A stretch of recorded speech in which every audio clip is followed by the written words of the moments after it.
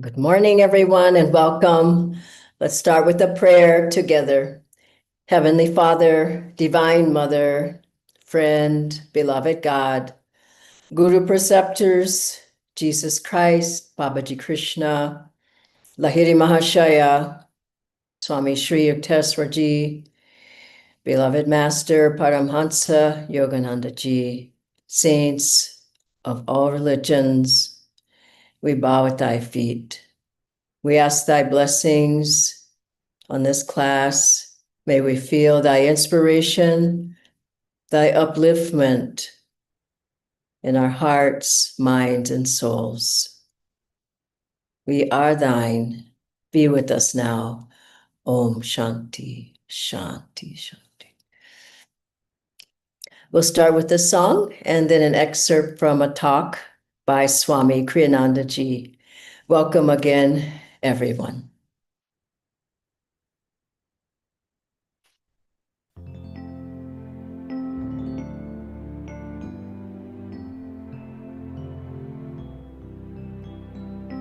Home is a green hill, home is a wind, blowing betrayal far, far away.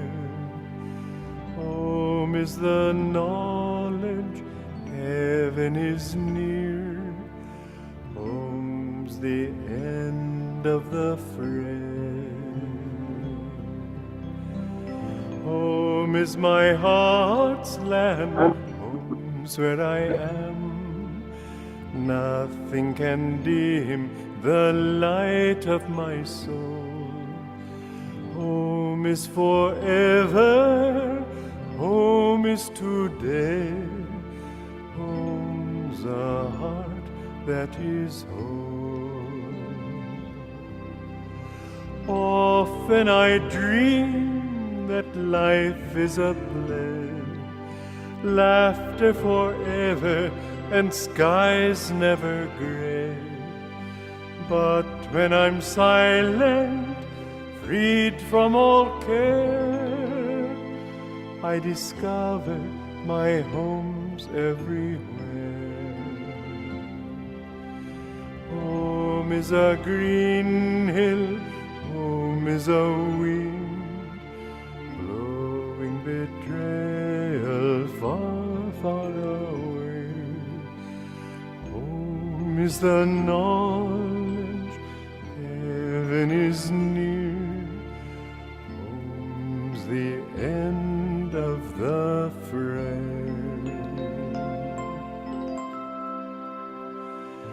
Home is my heart's land, home's where I am. Nothing can dim the light of my soul. Home is forever, home is today. Home's a heart that is whole.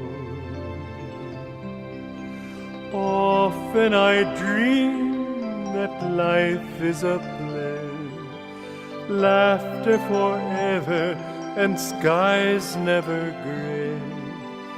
But when I'm silent, freed from all care, I discover my home's everywhere.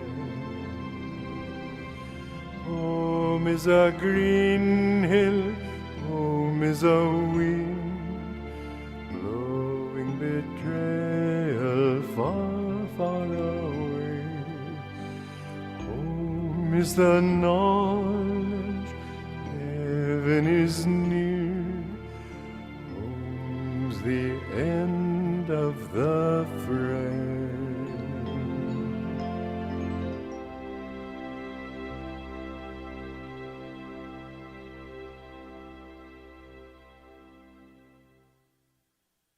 No destiny is absolute.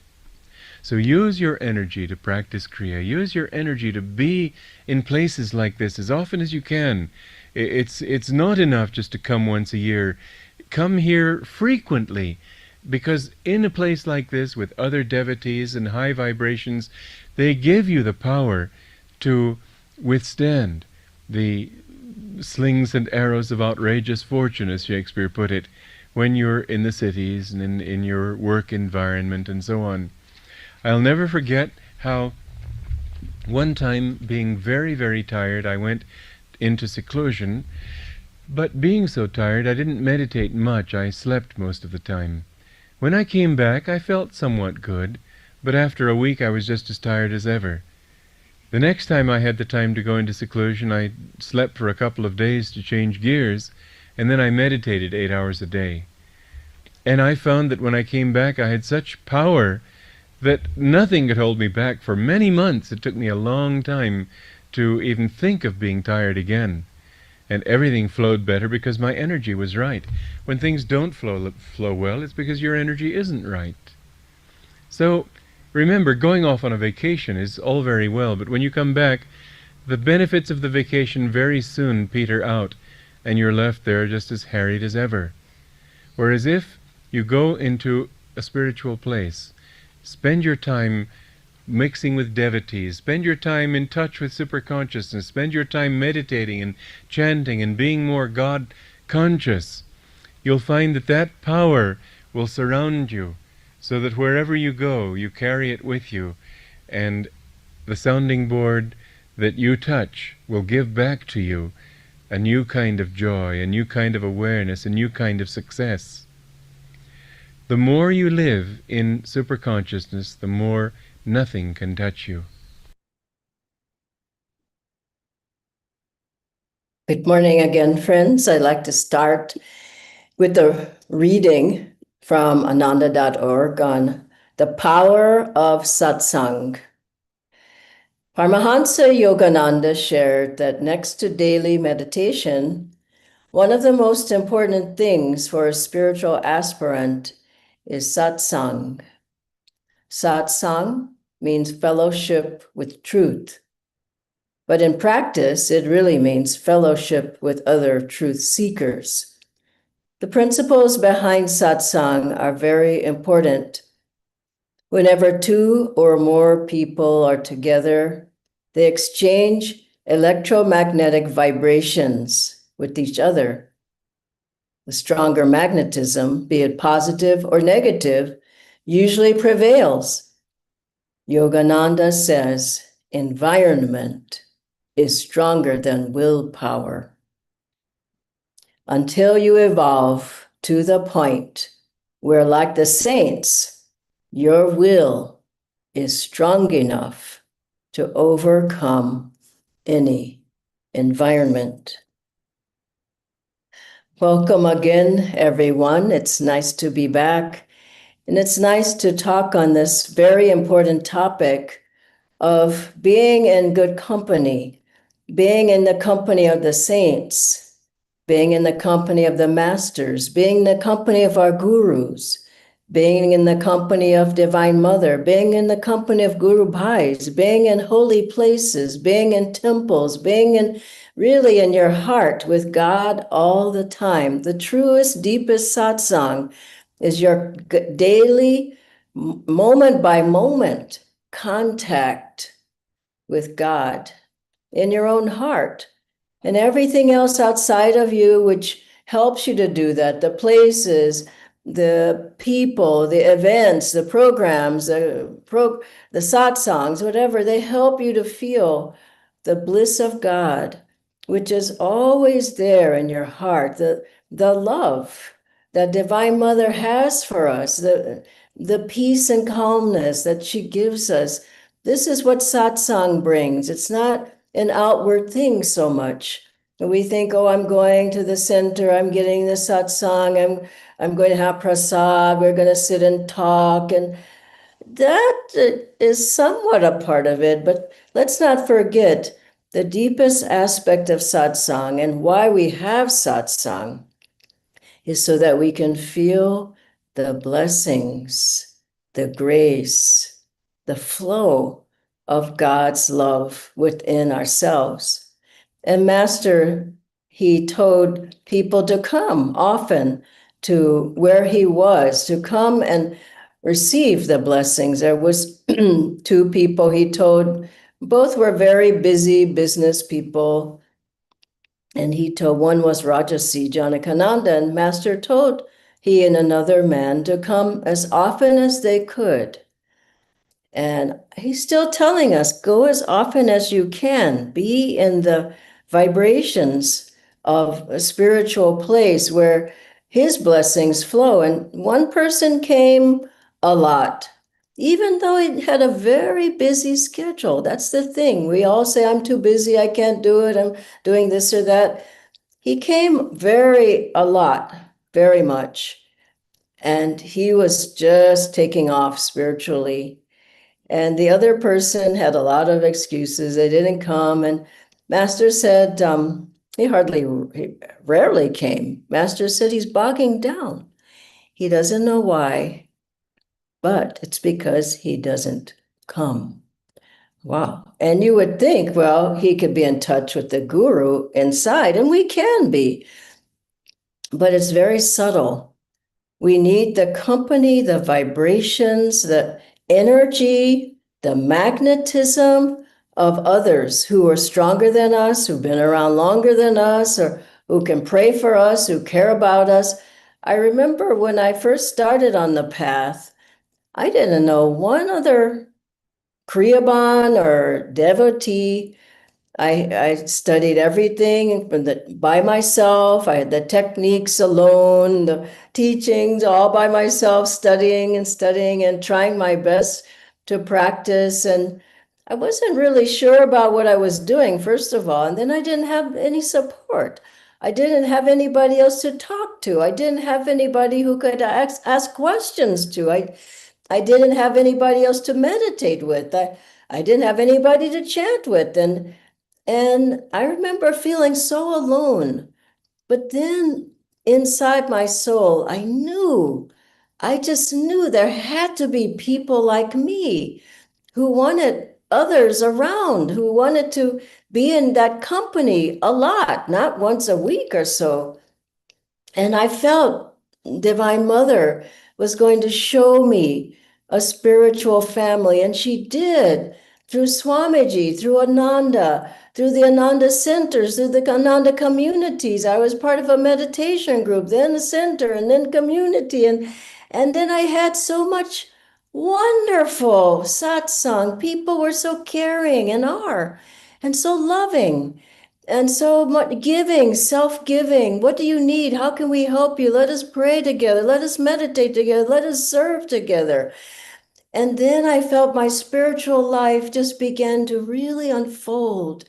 And I began to feel the presence of God more. I was much more in attunement with Master, with the help of others, meditating with others, going to classes with others, asking my questions, getting answers right away. And I felt Divine Mother was helping me to be able to be strong on the path. And when we go to events and programs and all, we don't really know what's all happening. But I think so much karma is just being taken away. So much more clarity is being given to us. So many blessings. They're flowing into our lives, and they're taking away worries and difficulties that are along our path, obstacles, problems, and health problems. We don't know what's lurking. But I was remembering chanting and chanting. We were at the Spiritual Renewal Week, and I'll say more about it, but just chanting, I just felt as I came out of that chanting with 200 people, I just felt I am healed. I don't even know from what, but purified. My consciousness is so cleansed. My energy is so much uplifted just from being there chanting. Chanting, Master says, half the battle. And if you have people chanting with you, I think it's like all the battle, maybe. I don't know, but it just feels so powerful. And when we were at the programs, it was at SRW. It was just Spiritual Renewal Week. For those who don't know, there were at least 240 people there in person, all staying together for the most part. Some had to stay nearby, but meditating together every morning. Meditations were soaring. Classes with Jyotishan Deviji to have their satsang, to have the wisdom flowing from them into us. And as I already said, the chanting and the yoga postures and taking walks with people and having meals together and chatting. And we don't know what great good karma it is to have a spiritual family. And Ananda is spiritual family. And some people were there in person, many people were there online.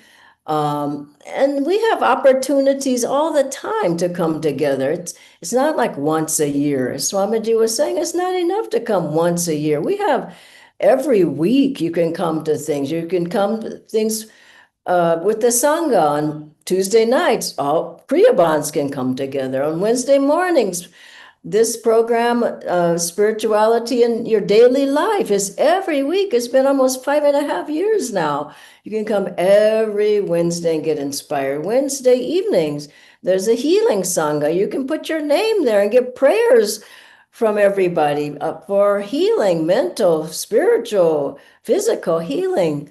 And now we're going to be having a wonderful Yoga and Daily Life program with Nayaswami Aditya, which will start not this Friday, but it will be on Fridays for those in Hindi, for those who speak Hindi. It's a wonderful idea. And then on Saturday mornings, we have meditation together. Sundays, there's satsangs, all the centers. So we have the opportunity to have constant satsang. And then otherwise, what's important is also that we have the inner satsang. And it's wonderful to feel that, yes, we have all this help outside, but the deepest satsang really is with God and the gurus. And having every day feel that you're in communication, you're in touch with, you're in attunement with. In your meditations, Master said, to those who think me near, I will be near. And he told one of the monks who was asking something, he said, am I not always with you? But that means we have to be open. So yes, we can have all the different programs and all, but it's, as I said, it's bringing us to a greater attunement inside. And so what can we do to have that inner upliftment, inner spiritual upliftment always happening? For sure, meditating every day with the Guru, calling on the Guru, chanting in your mind, Om Guru, Om Guru. Carrying a picture of Master, putting the picture in your car, playing the music, chanting on your own or chanting in your car, play Swamiji's music. For Jyotishan Deviji, read their blogs. They come out every week. They're being translated into several different languages, we heard. And also in conversations with them that are happening every month. We can be in touch with them. Go online on YouTube. There's hundreds of talks by Swamiji. Probably the same number by different various acharyas. Jyotishan Deviji talks. There's no reason not to have satsang. You can make all the excuses in the world. There's no reason. If you can't get to a place, get online. Then there are all the books. There's 150 books. Every day, try to read something in the mornings, after you meditate, and in the evenings, before you go to bed, from Master, or from Swamiji, or from both, and feel that their blessings are with you. And let us remember a beautiful saying, there's one moment in the company of a saint can be your raft over the ocean of delusion. So we want to always keep our attention, no matter what's going on outside, keeping our attention on God, gurus, and if we can do it at the centers, fine. Come to the events, come to Kriyaban retreats, come next year if you can to America. There'll be, I don't know, 1,000 people there all having satsang in honor of Swamiji's 100th birth anniversary. Come to that. Come to all the various events that we have. And then for sure, keep that inner connection, the inner satsang, always with God and with gurus. And you'll feel just a joy all the time flowing through you. And, a lot of people keep a satsang. They have satsang with their TV program, or they have the satsang on social media, or they have satsang on the telephone talking to their friend. But try to just reduce that some, or a lot, by a lot, and have every day just say, I will have satsang with my gurus. I will have satsang with Divine Mother. And you'll find that everything improves. You feel so uplifted, so joyful, so full of love, and so full of light. I think the most beautiful thing I saw at Spiritual Renewal Week, which was from Wednesday all the way through Sunday. Yes, the classes were wonderful. There were Kriya initiations and all the levels of Kriya, just wonderful. Chanting, just wonderful. Everything that I mentioned. But what I came away with that I'll never forget was at the beginning, you see people come and they're a little bit stressed and, worried from their life. And by the end, it's just a flow of love and joy because they've been blessed. And as Swamiji said, that blessing lasts a long time. It lasts, I can say, the blessings I've received since the beginning of going to Spiritual Renewal Week, which has been, it started in 1968 with Swamiji. I attended dozens and dozens of them. Now we have it in India. But the blessings you receive from that, I would say, they've built my whole spiritual life and lasted for years and years up till now. God bless you all. And I'll ask Nitendra now to join me on the screen with a few questions.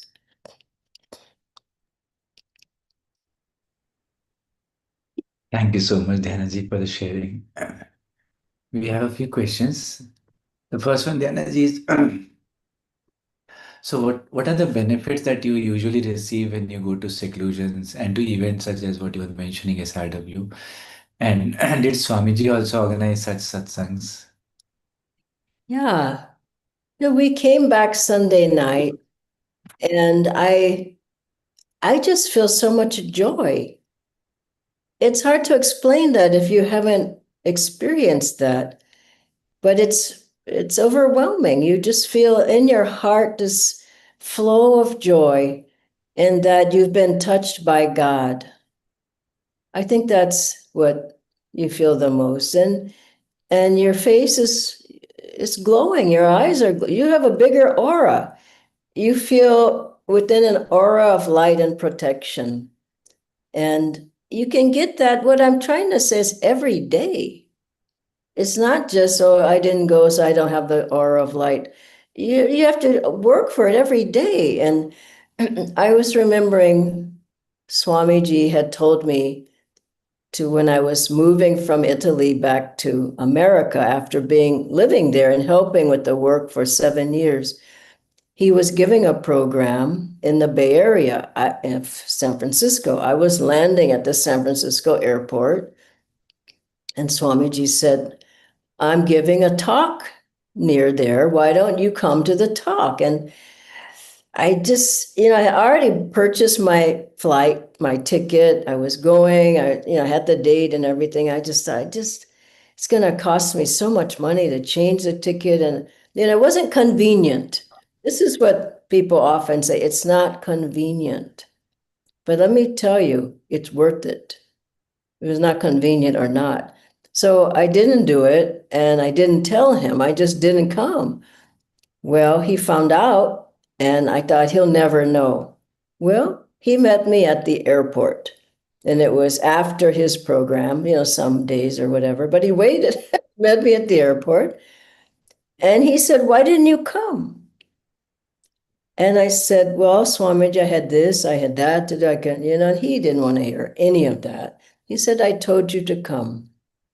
Now, he was displeased with the spirit I was projecting, that it was too much trouble, it was inconvenient. And he wanted me to be there, not for him, but for me.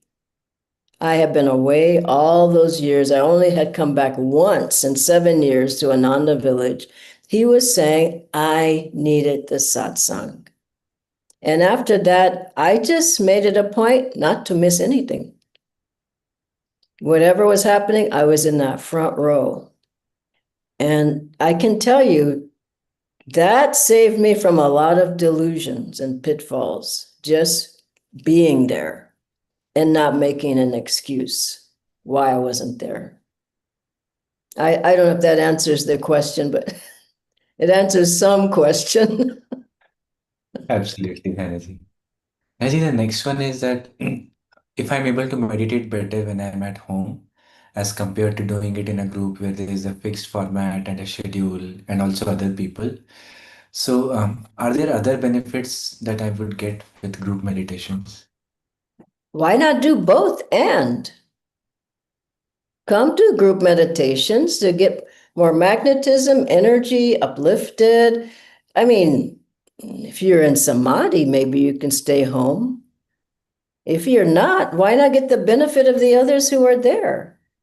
And surely there's somebody in the room who's been meditating longer than you. Some people maybe meditated for decades. You just started a year ago. So you need the power, the focus, the concentration. You need the stillness, let's face it, of the others who have been meditated longer and who are meditating deeply. And so the benefits of meditating in a group are you don't move around as much, your mind is more calm, you have the power of focus of the group, you have the uplifting magnetism of the group, you have more energy, you can sit longer instead of getting up, getting your phone and looking at the messages or whatever people do, cutting it short. Oh, I've got to go, I got to go. I mean, you're sitting there and you don't move. And we're coming up upon the 8-hour Christmas meditation. Try it. I say, I would be with some group if you can. And it's much easier when you're with the group. It just is. Like you run, Nitendra. Now, if you run by yourself, you can run. But if you're running in a marathon with a group, you've got the whole group going, no? And it's like that's a big wave pushing you forward. Same with music. When I'm within a kirtan group, seems like I'm playing better because everybody's trying their best, just trying to stay in tune. When you're in the choir, we had a wonderful choir at SRW. In the choir, you got to keep your note right. You got to stay in tune. You can't go way off. Everybody can hear it, no? So same with meditation. And here, I'll put this out. Try to help the others in the meditation by being still, by going as deep as you possibly can. How can I put this? This doesn't add up completely, but I want to say be the satsang yourself.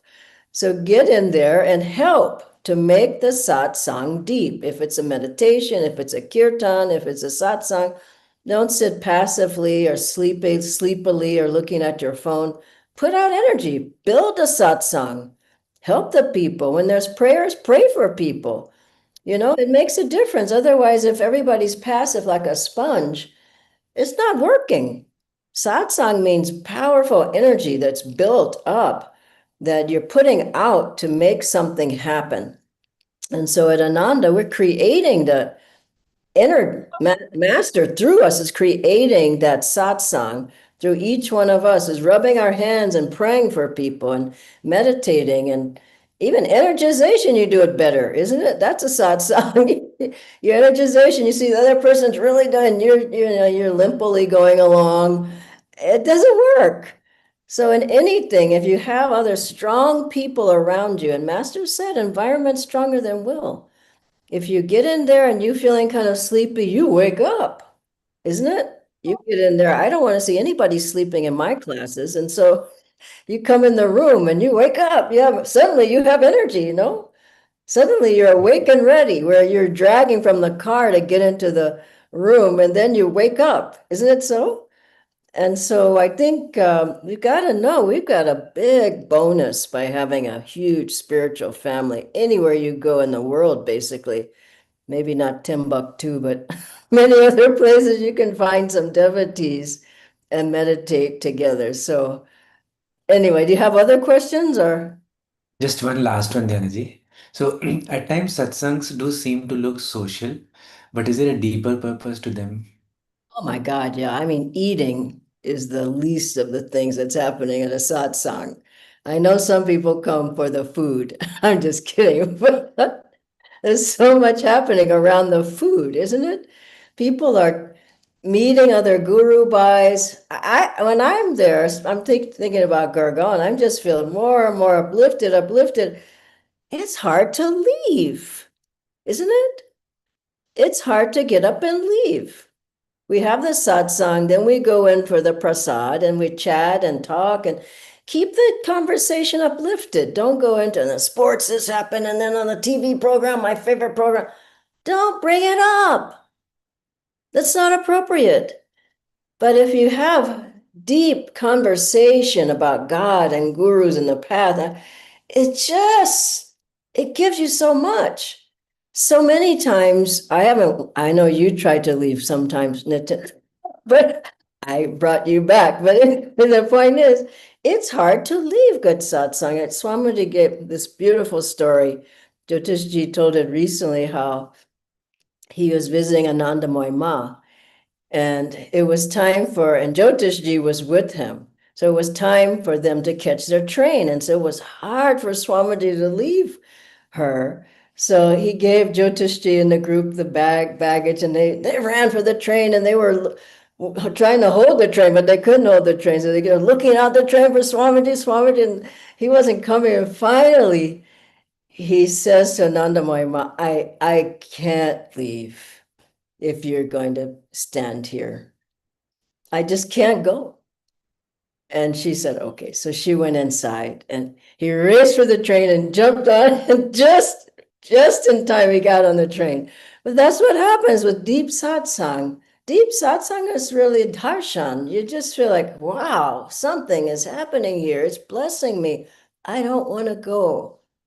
And so we go touch base in our job, our home, whatever, and we create as best of a satsang as we can there. Then we dive deep in the well of God's bliss.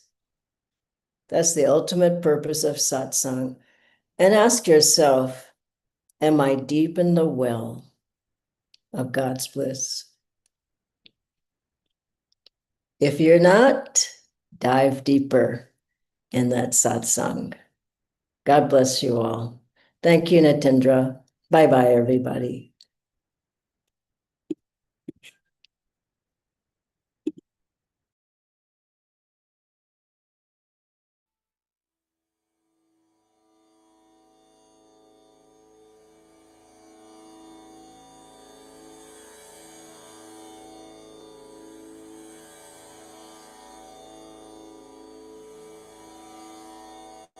Om